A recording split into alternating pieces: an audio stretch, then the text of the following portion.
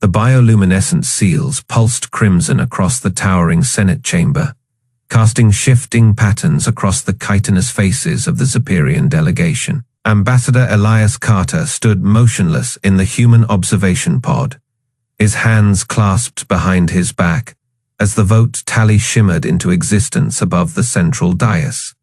117 glowing orbs, unanimous. By the will of the Galactic Federation, intoned High Speaker Velix, their frilled neck expanding with ceremonial gravitas. The species designated humanity shall be placed under interstellar quarantine effective immediately. The chamber erupted in a chorus of clicking mandibles and harmonic vocalizations. A particularly loud snicker came from the Vorak delegation, their bioluminescent veins pulsing with amusement. Elias didn't flinch. 3 months of debate had led to this moment. 3 months of listening to Federation scientists testify about human impulsivity thresholds and neurochemical instability.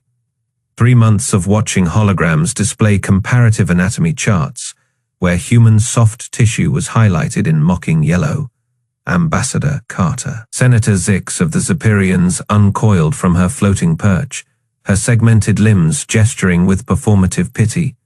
This is not a punishment, you understand, merely containment for the safety of all civilized species. Elias adjusted his cufflinks, the only movement betraying his tension. Of course, Senator, though I'm curious, does the Federation typically quarantine species before or after they've demonstrated actual threat? A ripple of displeasure moved through the chamber. The Cerelian delegation's floating orbs darkened momentarily, their telepathic disapproval pressing against Elias's temples like a headache. You misunderstand, hissed Zix. Your very nature is the threat. Your people's reckless expansion, your inability to conform to interstellar norms. She gestured to the holographic record of human history playing above them, carefully edited clips of wars, protests, and early failed warp experiments. Look at your own past. Barely a century since you discovered atomic power, and already you've nearly destroyed your homeworld twice. Elias watched the curated footage of Earth's darker moments. And yet, he said quietly, here we stand. A Vorak warlord in the military gallery barked a laugh. Stand, you barely stand at all. His armored fists slammed the railing. No natural weapons, no redundant organs. Your ships move like crippled freighters. The only mystery is why this vote took so long. The chamber's mood shifted, the pretense of diplomacy crumbling under shared contempt. Elias caught snippets of conversation from nearby pods. Can't even survive unassisted on 90% of worlds. Primitive neural architecture, they practically broadcast their thoughts. Remember when their first warp ship got stuck in a gravity? Well, pathetic. High Speaker Velix raised a cluster of appendages for silence. Ambassador, your transport has been prepared. You will return to your home system, where Federation monitors will ensure— I'm familiar with the terms, Elias interrupted. He reached into his jacket pocket, ignoring the sudden tension from the security drones. When he produced only a small data chip, several delegates actually flinched. Before I depart, he said, slotting the chip into the observation pod's console, a message from Earth. The holograms shifted, showing Earth's blue-green majesty. Then Mars. Then the glittering orbital cities around Jupiter. The footage was crisp, recent. Your monitors, Elias continued as the images changed to show shipyards. Your observation posts. Now military academies. Your trade stations. The final image froze, a star map with hundreds of blinking markers. The Cerelians were first to react, their orbs flashing alarm purple. Those coordinates, those are behind thee. Elias didn't smile, didn't gloat. He simply removed the chip as the chamber dissolved into chaos. You voted to lock us away, he said, barely audible over the din. But you never asked where we were. As Senate guards moved to intercept him, Elias's wrist comm vibrated once. A single word appeared on the display, spear launched. Outside the station's massive viewports, the stars burned cold and indifferent. Somewhere beyond them, Human ships were moving. The Senate Annex buzzed with the self-satisfied hum of 100 species convinced of their own superiority. Elias Carter moved through the arched corridors, his human silhouette stark against the kaleidoscope of alien forms. Chitinous Superior aides scuttled past, their frilled necks flaring in disdain. A trio of crystalline Zentha scholars paused their conversation to watch him, their faceted eyes reflecting his plain, unarmored skin like some primitive curiosity. "Ah, the human," a booming voice cut through the murmurs. Vorak High Analyst Krelix stepped into his path, his bioluminescent veins pulsing with amusement. The massive warlord's forearms folded across his chest, each clawed hand capable of crushing a human skull. Come to plead for leniency, the quarantine vote was unanimous. Soft skin. Elias kept his expression neutral. "Just observing, analyst, the Federation's decisions are enlightening." Krelix snorted, a wet sound that made nearby Cerelians float higher on their anti-grav fields. "Enlightening? Let me enlighten you." He gestured to a hollow projector where a battle simulation flickered to life. Human ships, blocky, outdated things, floated helplessly as sleek Vorak destroyers tore through them. See, no natural armor, no plasma shielding, just fragile meat in tin cans. Laughter rippled through the crowd. A Zephyrian diplomat tapped her datapad, projecting a comparative biology chart. "Look at these reaction times, pathetic. A child of my species could out-duel your best warriors." Elias studied the display. The numbers were accurate. If you ignored human adaptability, fascinating analysis, he said mildly. Krelix leaned down, his breath reeking of sulfur. "Your kind never belonged here. The quarantine is mercy. Go home before we decide to erase you." A chime sounded from Elias' wrist. He glanced at the encrypted message.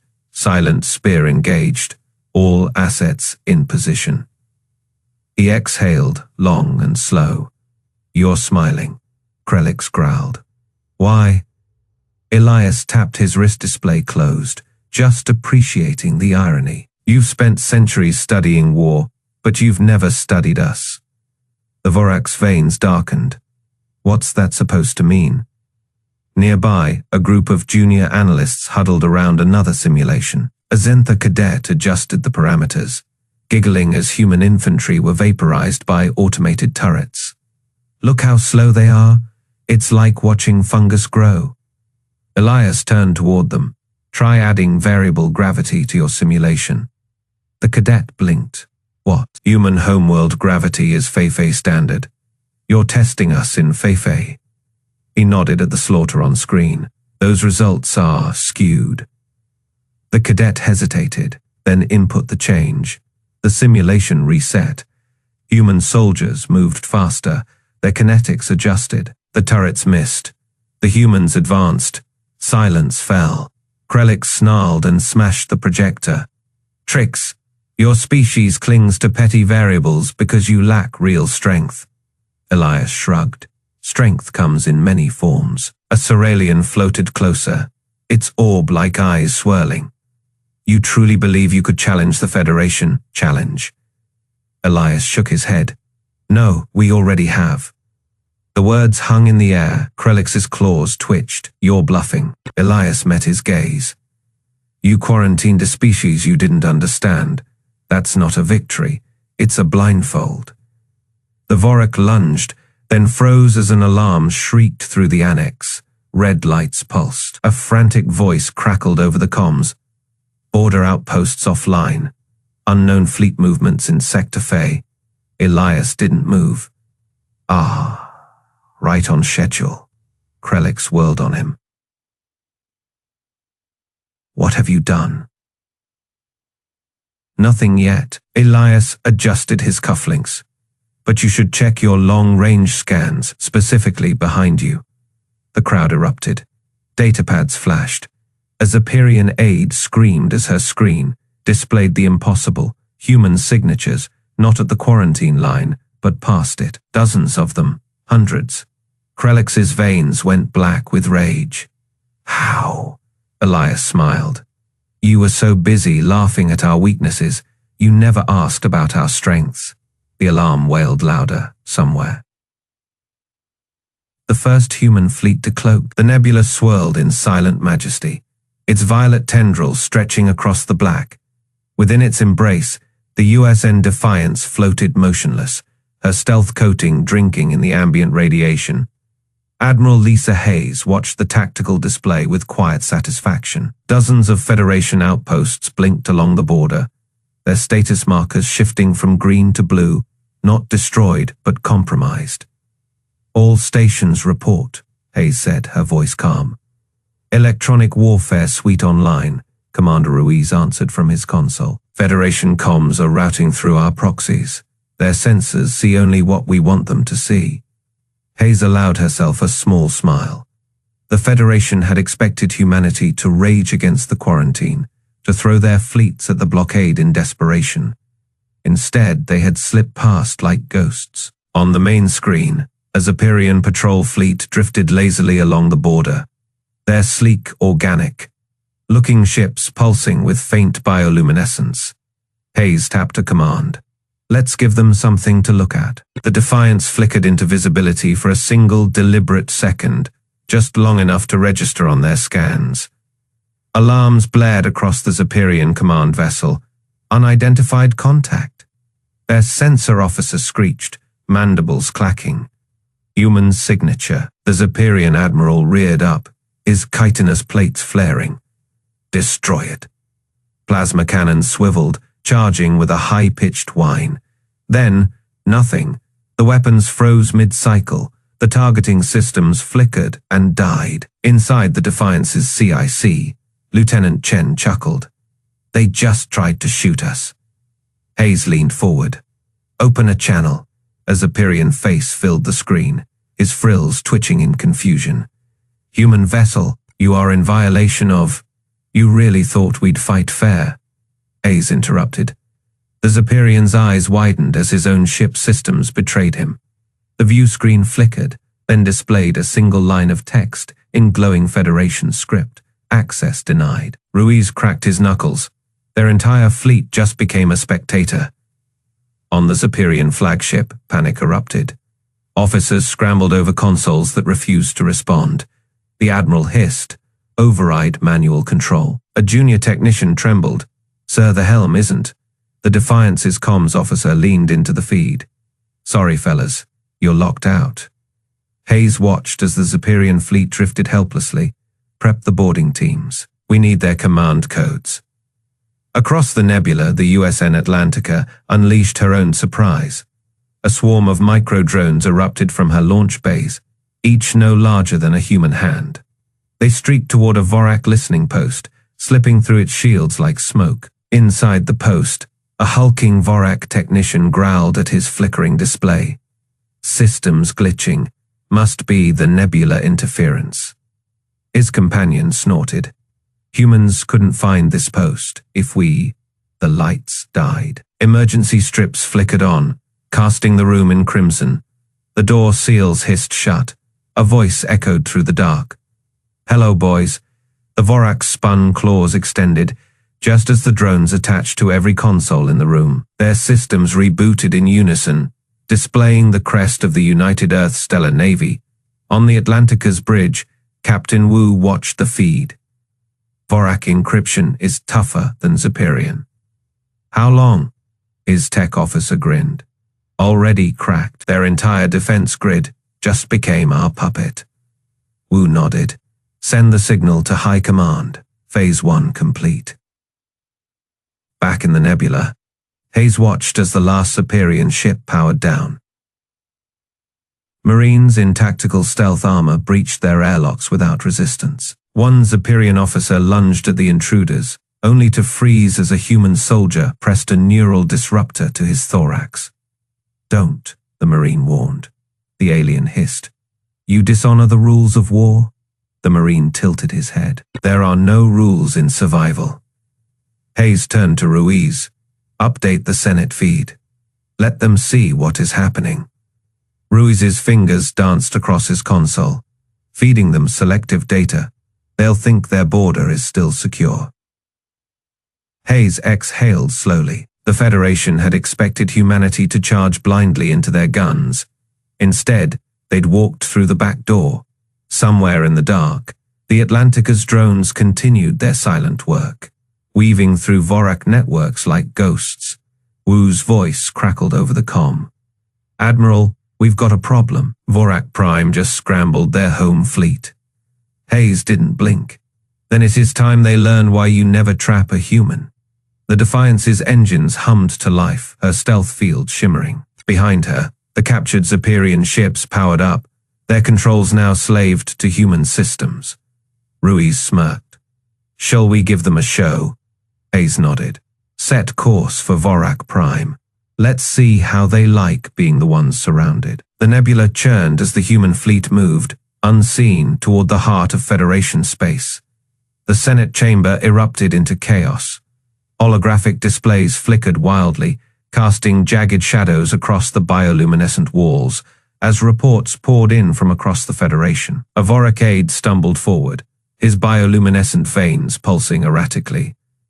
"High Marshal, we've lost contact with the Centauri outposts." The Vorak High Marshal slammed a clawed fist onto the floating podium, cracking the reinforced crystal surface. "Impossible. Those stations had quantum, shielded comms." His four eyes darted between the flickering star maps, where entire sectors blinked from blue to ominous red. At the far end of the chamber, Elias Carter remained seated, his fingers steepled. The lone human ambassador watched as the Zeperian senator's frills flared bright crimson. "This is your doing, Softskin." The serpentine alien hissed, slithering toward him. "Your primitive species couldn't possibly..." A deafening alarm cut through the noise. The central hologram dissolved into static before resolving into a live feed from the edge of Vorak space. The image showed the USN Defiance, its sleek black hull shimmering with nebula distortion, flanked by 6 other human vessels. They weren't firing, they weren't even moving. They were just waiting. The Cerelian delegates' floating orbs contracted in panic. How did they bypass the sentinel grids? Those ships should have been detected light, years out. A junior Vorak officer staggered into the chamber, his breathing apparatus wheezing. "High Marshal, our border fleets report no enemy contacts, but their targeting systems are locking onto empty space. The humans have," he choked on the words, "they've rewritten our IFF protocols." Silence fell like a hammer. Elias finally stood, adjusting his cuffs. The sound of fabric rustling seemed deafening in the sudden quiet. "You spent centuries studying our history," he said, his voice calm, "yet you never understood it." The Zeperian senator's tail lashed. "Explain this treachery." "Not treachery," Elias corrected. "Preparation." He tapped his wrist display, and the hologram zoomed out, revealing human fleets positioned behind every major Federation world, their transponders broadcasting a single repeating code: "Stand down." The Vorak High Marshal's claws flexed, his bioluminescence flickering between rage and something else. "Fear. You couldn't have developed this technology so quickly. Our scientists assured us your species was decades behind." Elias smiled. It didn't reach his eyes. "We didn't develop it. We repurposed yours." A gasp rippled through the chamber. The Cerelian's orbs darkened. "The trade summit last cycle. Your engineers weren't studying our systems. They were infecting them." Outside the chamber's panoramic viewports, the distant stars seemed to pulse in time with the panicked breathing of 100 alien delegates. Then, from the shadows near the exit, a human comms officer stepped forward. One nobody had noticed before. Her uniform bore no insignia, just a small silver pin shaped like a dagger. "Ambassador," she said, handing Elias a data chip. "Admiral Hayes reports Silent Spear is complete. All primary objectives secured." Elias slotted the chip into the Senate's master console. The hologram shifted again, this time showing real-time feeds from a dozen Federation worlds, human Marines standing guard over captured defense grids. Their weapons holstered, Not a single shot fired. The Zephyrian senator's frills went pale. You didn't come to fight us. Elias removed the chip, tucking it into his pocket. No, we came to prove a point. He turned toward the exit, the comms officer falling into step beside him. At the door, he paused. You quarantined us because you feared what we might become, but you never stopped to ask what we already were. The chamber doors hissed shut behind him, leaving the galaxy's most powerful beings in stunned silence. Somewhere in the depths of the Senate Annex, a Vorak analyst whispered the truth they'd all missed. They didn't break our defenses, they became them. The molten skies of Vorak Prime burned crimson as human drop pods streaked through the atmosphere. Anti-air plasma lanced upward, but the pods twisted like living things, their ablative coatings shedding the worst of the fire. Inside Pod Alpha, Fey Captain Ryan Blake checked his HUD one last time. His squad's faces flickered across the display. 10 hardened Marines, their expressions calm beneath their helmets. 30 seconds, Blake said. Remember, we're not here to level the place. Grab the hub and get out. Sergeant Kovic grinned, racking the slide on her pulse rifle. Just another day at the office. The pod shuddered as it punched through the final defensive layer. Then impact the hatch blew outward, and Blake was moving before the smoke cleared. Vorak sentries, their bioluminescent veins pulsing with alarm, turned just in time to see the humans already firing. Blake's first shot took a Vorak warrior square in the chest. The alien staggered, his armored carapace cracking under the high-velocity rounds. They're soft, a Vorak bellowed, hefting a plasma cannon. Kovic's rifle barked twice. The Vorak collapsed. Not soft, she muttered. Precise. The squad advanced in a tight wedge, clearing the courtyard with brutal efficiency. Blake's HUD tagged the target, a towering spire at the fortress heart, its apex glowing with quantum relays. The hub, a Vorak warlord, emerged from the smoke, his massive frame clad in battle, scarred exoskeleton, 4 arms brandished crackling energy blades. Humans, he snarled, his voice like grinding stone. You dare challenge us in open battle? Blake didn't slow. He fired 3 rounds into the warlord's knee joints. The alien roared as his leg buckled. Nope, Blake said, stepping past him. Just keeping you busy. The warlord's remaining guard surged forward, but the Marines were already breaching the spire. Inside, Vorak technicians scrambled to activate failsafes. One reached for a console, then jerked backward as a neural disruptor round sent him convulsing to the floor. Hubs locked down, Corporal Reyes reported, his fingers flying over a stolen access pad. Their fleet's gonna have a real bad day. Outside, the sky lit up with new fire, not from Vorak defenses, but from the USN Atlanticus drone swarm. Thousands of tiny, agile craft weaved through the orbital battle, their hacking protocols slicing into Vorak targeting systems. Ships that had been lining up kill shots on human vessels suddenly veered off course, their weapons cycling uselessly. On the Atlanticus bridge, Commander Wu watched the chaos unfold with quiet satisfaction. All Vorak ships are blind, her tactical officer reported. Their guns are ours. Wu tapped her comm. Captain Blake status. Blake's voice crackled back, punctuated by gunfire. Hubs secure.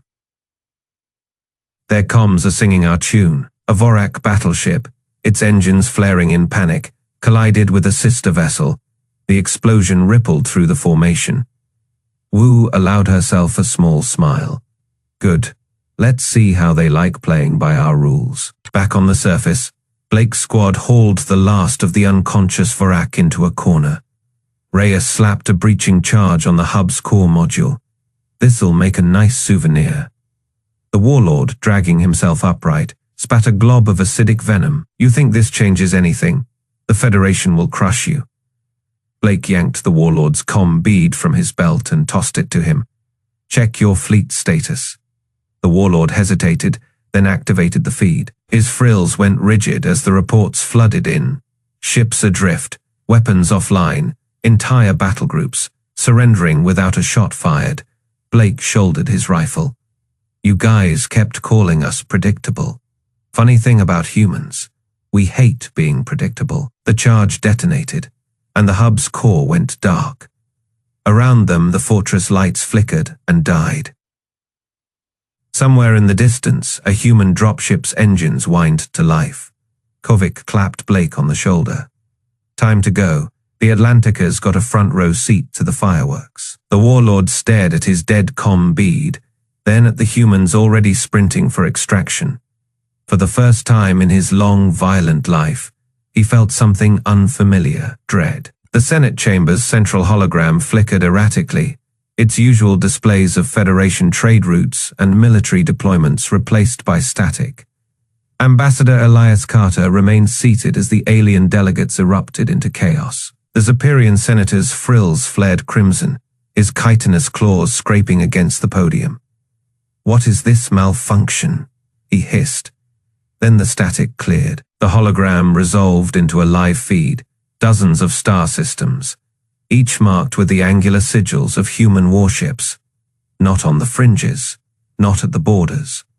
Behind every major Federation world, a Vorak aide staggered back, his bioluminescent veins pulsing in panic. That's our deep space tracking grid. How are they in our systems? Elias stood slowly, the only human in a room of trembling aliens. The chamber's acoustics carried his quiet words like a blade. You voted to lock us away, but we were already behind you. The Cerealian delegates' floating orbs contracted in dread. This is a trick. Their ships are primitive. Their engines can't outrun ours. Elias tapped his wrist display. The hologram zoomed in on the USN Defiance, its stealth-coated hull shimmering as it drifted just outside the Zephyrian homeworld's defense perimeter. You mistook adaptability for weakness. High Marshal Vorkan of the Vorak Empire slammed a fist on the table, cracking the reinforced alloy. Impossible. Our sentinels would have detected any approach. A new voice crackled through the chamber speakers. Admiral Lisa Hayes, her tone calm as deep space. Your sentinels did detect us. They reported nothing unusual, because we let them. The hologram shifted again, displaying lines of code flooding Federation networks, human-designed algorithms, rewriting security protocols in real time. The Zephyrian senator's frills went pale. You hacked our entire early warning system? Elias allowed himself a small smile. We didn't hack it, we built it 2 decades ago, when the Federation generously offered us obsolete defense tech. Funny thing about humans, we improve things. A Cerealian aide collapsed into its hover seat, telepathic orbs dimming. I've been inside our systems for years. The hologram flickered once more, this time showing the USN Atlantica hovering above Vorak Prime, not attacking, not even armed, just waiting. Admiral Hayes' voice cut through the silence. Here's the situation. Your fleets can't target us without our permission. Your planets can't raise shields without our codes. And every single one of your leaders is currently looking at a human warship they didn't see coming. The Vorak High Marshal's voice was a ragged growl. What do you want? Elias straightened his jacket. A seat at the table. Not as petitioners, not as inferiors, as equals. The chamber erupted again, protests, threats, the clatter of alien limbs against consoles, but the fear was palpable. The Zephyrian senator's claws trembled as he activated his comm. Get me the Defense Council, scramble the home fleet. Elias didn't move. By all means, call them. The senator hissed into his comm. No response, just static. Admiral Hayes' voice was ice. Your fleets are fine, their weapons are offline, their engines are idle, and they'll stay that way until you negotiate. The Cerealian delegate's orbs darted to Elias. You could have destroyed us. Why show mercy? Elias met its gaze. Because we're not conquerors, we're survivors, and survivors know when to fight and when to offer a hand. The hologram zoomed out, showing the human fleets holding position. Not advancing, not retreating, just waiting. The Vorak High Marshal exhaled, his bioluminescence fading to a defeated grey. They didn't outgun us, he muttered. They outthought us. Silence fell. The chamber's lights reflected off 100 alien eyes, all fixed on the lone human standing amidst them. Elias Carter didn't smile, didn't gloat. He simply said, "The table's yours when you're ready." The holographic war table flickered to life in the center of the Senate chamber, bathing the alien delegates in cold blue light. Admiral Lisa Hayes's face appeared, her sharp features cast in shadow as the feed stabilized. Behind her, the bridge of the USN Atlantica hummed with quiet efficiency. "You wanted humanity contained," Hayes said. Her voice carried no anger, just the calm certainty of a predator who'd already won. "So we'll return the favor." The projection zoomed out. 1,000 pinpricks of light flared across Federation space. Human ships, hovering behind every major world, every trade route, every military hub. Not a single shot fired. Not a single alarm triggered. Just silent, immovable presence. The Zephyrian senator's frills flared crimson. "This is an act of war." Elias Carter stepped forward, his hands clasped behind his back. "No, it is an act of restraint." He tapped his wrist display. The hologram shifted, showing real-time feeds from a dozen Vorak shipyards, human boarding teams securing quantum cores without resistance, their movements precise, their weapons holstered. "We could have burned your worlds. Instead, we walked through your front door." A Cerulean delegate's orbs pulsed with frantic light. "Your technology shouldn't be capable of this, our scans. We're outdated the moment you filed them," Hayes interrupted. On her screen, a swarm of drones detached from the Atlantica, their matte black shells absorbing the light. "You studied our ships, you never studied our engineers." In the corner, the Vorak High Marshal's bioluminescent veins darkened to a furious violet. His claws flexed against the war table, scoring deep grooves in the alloy. "You dishonor yourselves. Where is the glory in this trickery?" Captain Ryan Blake's face flickered onto a secondary screen, his helmet visor reflecting the molten skies of Vorak Prime. Behind him, human shock troops moved through the fortress like ghosts, bypassing security fields with handheld devices no larger than their palms. "Glories for the dead, Marshal. We prefer winning." The chamber fell silent. The truth settled over them like a collapsing star. Carter walked to the center of the room, his shoes clicking against the polished floor. "The Federation voted to quarantine humanity, to declare us unpredictable." He smiled. "A thin, dangerous thing. You were right." Hayes' voice cut through the tension. "Here are your options. Stand down your fleets, open negotiations." Or the hologram zoomed in on the USN Defiance, hovering just outside St. Tantrum's orbital defenses. Its railguns hummed to life, charging sequences lighting up along its spine. "We demonstrate why stealth was never our only advantage." The Zephyrian senator's frills flattened against his skull. His mandibles worked silently, struggling to form words. It was the Cerulean who spoke first, their telepathic voice trembling across the chamber. "You positioned your forces behind ours, without firing a single shot." Blake's grin was all teeth. "Funny thing about humans, we don't need to be stronger, just smarter." The Vorak Marshal sagged against the table, his bioluminescence flickering like a dying star. "They didn't outgun us," he muttered. "They outthought us." Outside the chamber windows, the first human transports descended through Cententrum's atmosphere, their hulls gleaming in the artificial sunlight, unarmed, unthreatening. Hayes folded her arms. "Your move, senators." For the first time in Galactic Federation history, not a single delegate raised their voice. Not a single protest was lodged. The silence stretched, thick with the weight of a paradigm shattered. Elias Carter took his seat again, brushing invisible dust from his lapel. "Shall we discuss terms?" Across 100 star systems, human engines hummed, quiet, patient, unstoppable.